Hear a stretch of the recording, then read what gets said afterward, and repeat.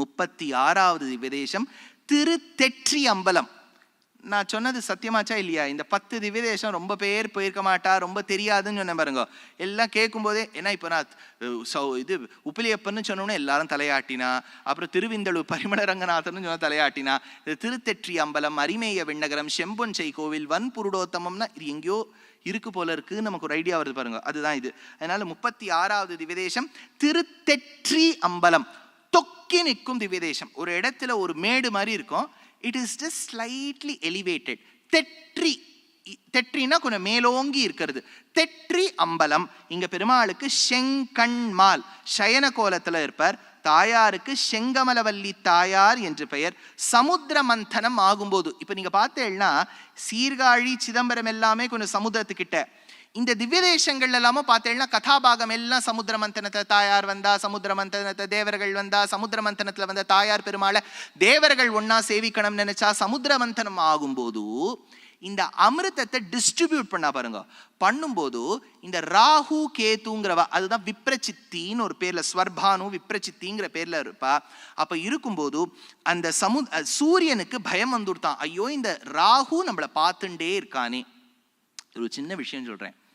பிராச்சீனத்துல நம்ம பெரியோர்கள், அது வைணவமா இருக்கட்டும் சைவமா இருக்கட்டும், ரொம்ப பிராச்சீன காலத்துல நவக்கிரகம்ங்கிற கான்செப்ட் இல்லை. 7 தான் வாரங்கள் தான். இப்ப நம்ம 7 நாள் சொல்றோம் இல்லையா? சூரியனுக்கு ஞாயிற்றுக்கிழமை, சந்திரனுக்கு திங்கள், அப்புறம் செவ்வாய்க்கு செவ்வாய், புதனுக்கு புதன், குருக்கு குரு, சுக்கிரனுக்கு சுக்கிரவாரம், அப்புறம் சனீஸ்வரனுக்கு சனிவாரம். இதுதான் நம்ம 7 சொல்லியிருக்கோம். இவ்வளவுதான் கிரகங்கள். இந்த ராகு கேது எங்கேருந்து வந்தாங்கிறது அதுல ஒரு சின்ன விஷயம் இருக்கு. பாகவதத்திலேயோ ஏனைய புராணங்கள்லயோ பெருமாள் இந்த சக்கரத்தால வெட்டினார். அப்போ உடனே அந்த தலை போச்சு, கால் போச்சு, அப்புறம் ஒரு பாம்பு வந்தது, அந்த பாம்பை வெட்டிட்டு பெருமாள் இதை அட்டாச் பண்ணார், அது ராகுவாச்சு இது கேத்துவாச்சுன்னு சொல்றதெல்லாம் செவி வழி செய்தி தான். இது பெரியோர்கள் ரொம்ப ஓஹோன்ட்டு ஒத்துண்டது இல்லை. ஆனா நவகிரகங்கள்ல பிற்காலத்துல வந்த ஞானிகள்ல என்ன சொல்லிட்டான்னா, இந்த பாம்பிரண்டையும் சேர்க்க வேண்டும். இப்ப இந்த கோளறு பதிகத்துல எடுக்கும்போது பாம்பிரண்டும்னு வரும். ஆனா அப்புறம் பின்னாடி எழுதியிருக்கிறவாள் ரவி சசி குஜ புத குரு சுக்ர சனைச்ச ராகு கேது நேதாரம்னு வாகேக்காரெல்லாம் எழுதியிருக்கா. சூரியேந்து பௌம புதபக்பதி காவ்ய சௌரி ஸ்வர்பானு கேது திவிஷத் பரிஷத் பரதானாஹ த்வத்தாசதாச சரமாவதி தாசதாசாஹ ஸ்ரீ வெங்கடாச்சலபதே தவ சுப்ரபாதம். அண்ணன் சுவாமி அதுல ராகு கேது ஸ்வர்பானுன்னு எடுத்திருக்கார், ரவி ராகு கேதுன்னு இவெல்லாம் எடுத்திருக்கார். எல்லாம் உண்டு, ஆனா பிராச்சீனத்துல இல்லை. இதுக்கு எப்படி சமன்வயப்படுத்துறதுன்னா, 6வது நூற்றாண்டுல ஒரு பெரிய மேத்தமெட்டிஷியன் இருந்தார். அவர் பேரு லல்லா. சார் திரும்பி பேரை சொல்லுங்க, பேர் நல்லா இருக்கும், லல்லா அப்படின்னு பேர் அவருக்கு. அவர் என்ன பண்ணார், ராகு கேதுங்கிறத கிரகங்கள்னு சொல்லாதீங்கோ, instead you say that they are demons who possess the shadows, அவ்வளோடு நிறுத்திக்குங்கோ, கிரகம்னு சொல்லாதீங்கோ அவர் எழுதி வச்சுட்டு போயிட்டார். அதனால்தான் தீக்ஷிதர் கூட, முத்துசுவாமி தீக்ஷிதர் கூட வாரக்கிருதிகள் தான் எழுதினார்.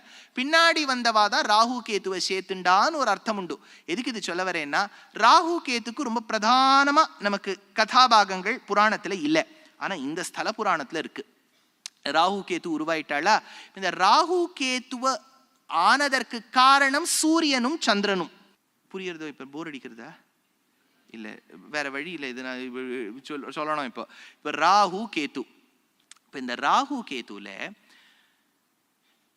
அந்த கிரகத்தை பீடிக்கக்கூடிய காலம்னு ஒன்று உண்டு, அதுக்கு கிரகணம்னு பேரு. அந்த கிரகண காலத்துல பீடிக்கும்.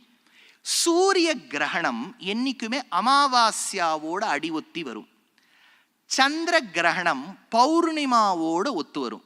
ஆனா சந்திர கிரகணம் நாழி ஜாஸ்தியா இருக்கும். நீங்க பார்த்தீங்கன்னா ஒரு 3/4 மணி நேரம், அரை மணி நேரம், 2 மணி நேரம்லாம் சந்திர கிரகணம் இருக்கும். சூரிய கிரகணம் அப்படி இருக்காது, ஏதோ இப்படி வந்துட்டு இப்படி போயிடும். ஏன் அப்படி வந்துட்டு போகும்னு ஒரு கவி எழுதியிருக்கார்.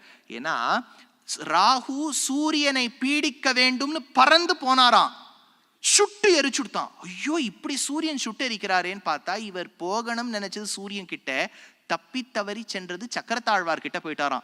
சக்கரத்தாழ்வார் எரிச்சபடியால ராகுக்கு எப்பவுமே பயமா. அதனால சூரிய கிரகணத்துல இப்போ ஏதோ ஒரு பயங்கரமான ஒரு வஸ்து இருக்குன்னு வச்சுக்கோ, நீங்க குழந்தை போய் அதை தொட்டுட்டுவான்னு சொன்னீங்கன்னா அது பயந்துட்டே போய் டக்குன்னு தொட்டுட்டு வந்துடும். அந்த மாதிரி சூரிய கிரகணத்துல ராகு பயந்ததால் சூரியனை தொடரேங்கிற ஷாக்கில் சக்கரத்தாழ்வாரை தொட்டுட போறோமோங்கிற பயத்துல கொஞ்ச நாழி மட்டும் பீடிப்பறான். சந்திர கிரகணத்துல அந்த கவலையே இல்லை. அப்போ சூரிய கிரகணத்துல ராகுவும் பயப்படுறார், சூரியனும் பயப்படுறார். சூரியன் ராகுக்காக பயந்து வந்த ஸ்தலம் தான் திருத்தெற்றி அம்பலம். புரியுறதோ?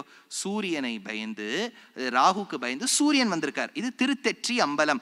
சிலம்பினிடை சிறுபரல் போல் பெரியமேரு திருக்குளம்பில் கணகணப்ப திருவாகாரம் குலுங்க நிலவடந்தை தன்னை இடந்து புல்கி கொட்டிடை வைத்து அருளிய எம் கோன் கண்டீர்.